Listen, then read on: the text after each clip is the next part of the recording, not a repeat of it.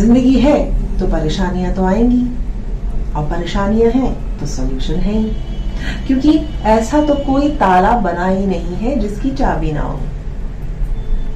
हम कभी कभी इस जिंदगी की रेस में थोड़ा सा पीछे होने लगते हैं। क्यों? क्योंकि हमारी जो थॉट्स हैं उसमें नकारात्मकता दिखाई देने लगती है, कहीं ना कहीं सकारात्मकता की कमी हो जाती है, यानी कि लैक ऑफ पॉजिटिविटी। जिस भी मकाम पर पहुंचना चाहते हैं, क्यों? क्योंकि सराउंडिंग्स में वो पॉजिटिव एटमॉस्फेयर नहीं होता, तो हम वहां पर नहीं पहुंच पाते, या शनई शनई पहुंचते हैं, या किसी न किसी प्रॉब्लम्स को पार करते हैं। क्यों? क्योंकि नेगेटिव थॉट्स हमारे आसपास घूमती रहती हैं। वो कैसे होती हैं? क्योंकि हम उन्हें ग्रास्प करना शुरू कर देते हैं, हमें उन्हें काटना नहीं आता।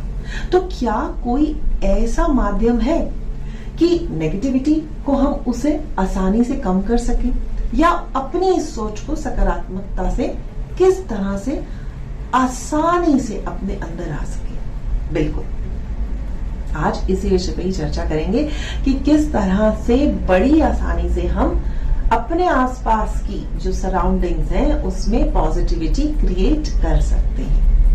नमस्कार, स्वागत, अभिनंदन आपका अपने चैनल एस्ट्रो डॉक्टर शालिनी बहल में। सकारात्मकता एक ऐसा बाण है, एक ऐसा शास्त्र है, एक ऐसा शस्त्र है, पॉजिटिविटी, जो बड़े से बड़े जो पर्वत हैं उनको भी पार करने की क्षमता रखता है, if you are positive in your thoughts. तो किस तरह से वास्तु को बैलेंस करते हुए, वास्तु के माध्यम से हम अपने ही इन ग्रह नक्षत्रों को, जो हमारे अंदर नेगेटिविटी क्रिएट करते हैं या हमारे अंदर आई हुई नकारात्मक ऊर्जा को सकारात्मकता में बदलने में असंभव होते हैं, इन छोटे से उपायों से हम उन्हें पॉजिटिव थॉट्स में बदलकर अपने जीवन के हर क्षेत्र में उन्नति कर सकते हैं। हमारा जो प्रकृति है उसके साथ हमारा तालमेल होना बहुत ज्यादा जरूरी है। पहले प्रकृति की उत्पत्ति हुई थी और फिर पुरुष की, जिसके उपरांत हम सभी इस दुनिया में आए। और कहते हैं कि सबसे ज्यादा जो सूदिंग कलर है ना, वो कलर है ग्रीन।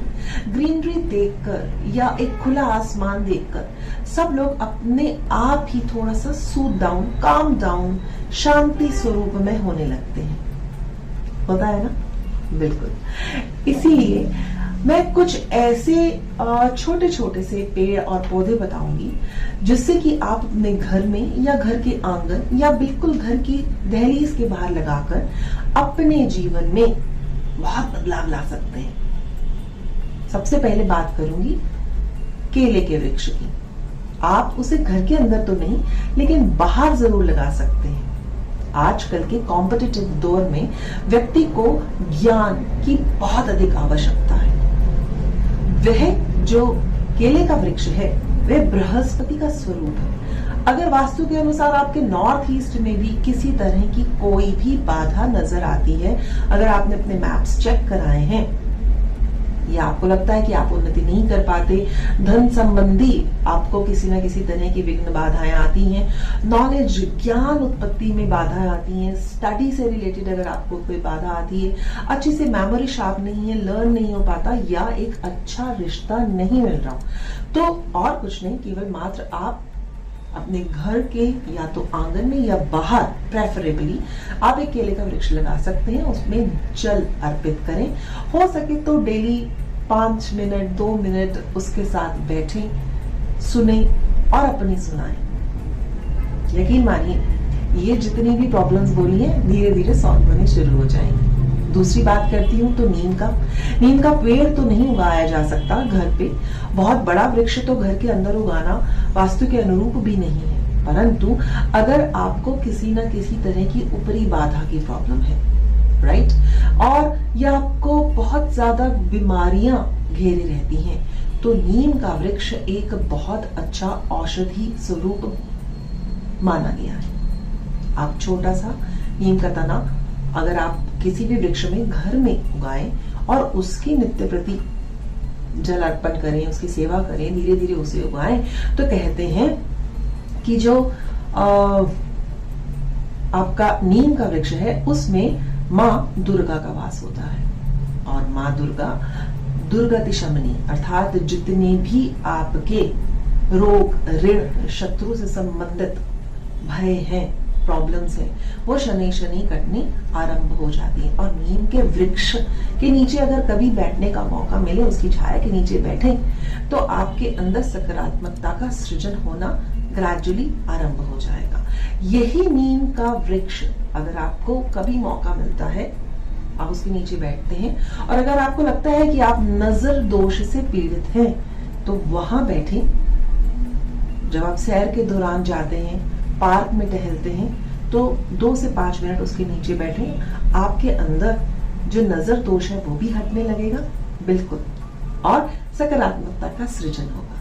वहीं अगर मैं बात करती हूँ आंवला तो बहुत अच्छा माना गया है। क्यों? क्योंकि कार्तिक मास में हम आंवले को भगवान के ऊपर यानी कि तुलसी जी पर भी समर्पित करते हैं, और इसमें नारायण का वास कहा है। आंवले का वृक्ष, छोटा सा पौधा घर पे उगाने से कभी भी लक्ष्मी आपके घर से बाहर नहीं जाती और आगमन होता ही रहता है। ये श्री विष्णु हरि को बहुत अधिक प्रिय है, और साथ ही साथ आंवले को हम औषधि के रूप में भी यूज करते हैं। तो ऑन द अदर वे यह भी एक रोग नाशक शक्ति के स्वरूप में आप इसे घर पर उगा सकते हैं, या इसके साथ अपना समय व्यतीत कर सकते हैं। शनि से रिलेटेड अगर आपको किसी तरह की बाधा आती है, तो आप घर में बेझिझक शमी का वृक्ष लगा सकते हैं। ये एक तो आपके जो पितृ दोष है या शनि से रिलेटेड जितने भी दोष हैं, शनि की 7.5 अगर आपको प्रॉब्लमैटिक कुछ इश्यूज क्रिएट कर रही है, आपके जोड़ों घुटनों में दर्द होता है, लंबी बीमारी चली आ रही है, राहु से रिलेटेड प्रॉब्लम्स है, तो शनि के लिए जो शमी का वृक्ष है वो बहुत अधिक कारगर साबित होता है। आप इसकी सेवा करें, इसके साथ हो सके तो डेली जब आप जल अर्पण करते हैं, तो आप शनि से रिलेटेड जो भी आपके पास मंत्र है उसका भी एन्चैंटमेंट कर सकते हैं। शमी का वृक्ष लगाने से वेस्ट से रिलेटेड जितनी भी प्रॉब्लम है वास्तु के अनुसार अवश्य दूर होती है। और गुलाब का वृक्ष लगाने से, छोटा सा गुलाब का पौधा लगाने से, आपकी जो साउथ ईस्ट डायरेक्शन है, जो शुक्र की डायरेक्शन है, घर में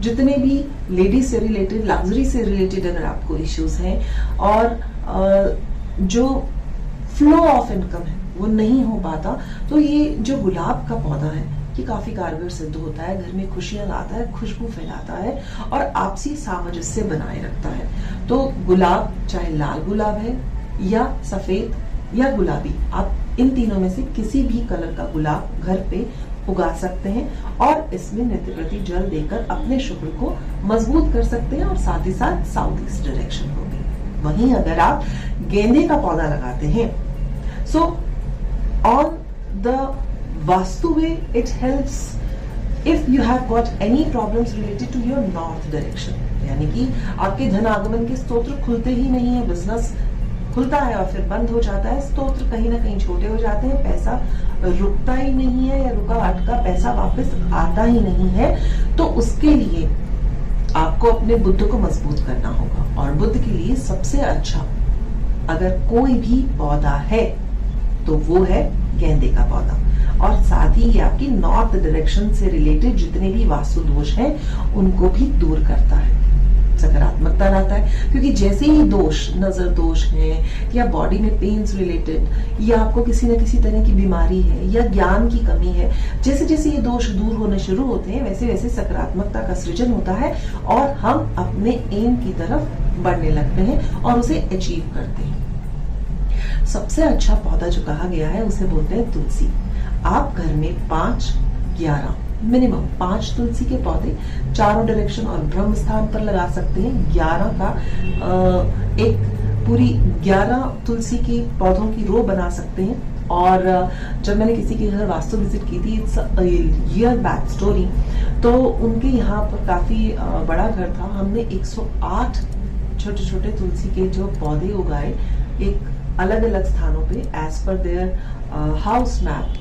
और आज अगर मैं देखती हूँ तो वो घर और उस घर के लोग आसमान को छू रहे हैं। यकीन मानिए ये छोटे छोटे से टिप्स आपकी जिंदगी में बहुत ज्यादा सहायक सिद्ध होंगे।